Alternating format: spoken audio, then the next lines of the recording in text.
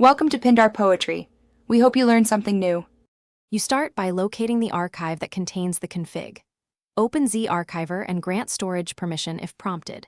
Navigate to the app or game folder and tap the LMC or pack file to view contents. Once opened, scan the file list for config, JSON, config, ini, or settings. XML, those names are most common. If you don't see them, expand nested folders inside the archive. Some projects hide configs under data, res, or CFG directories. This quick first pass gets you into the right file tree to extract. Now you extract the file.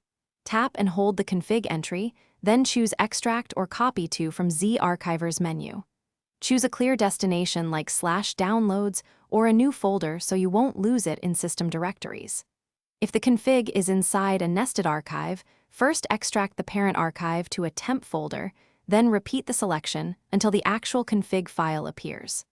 Make sure to keep file names intact. Renaming during extraction can break references that the app expects. Finish by verifying the extracted file. Open it with a plain text editor on your device to confirm it contains readable keys and values, not binary data. Once done, copy the file back or edit a backup. Make sure to keep an untouched original archive for rollback.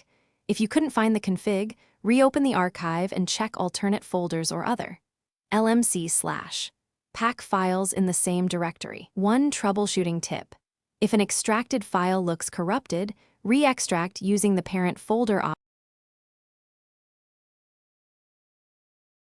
Thanks for watching.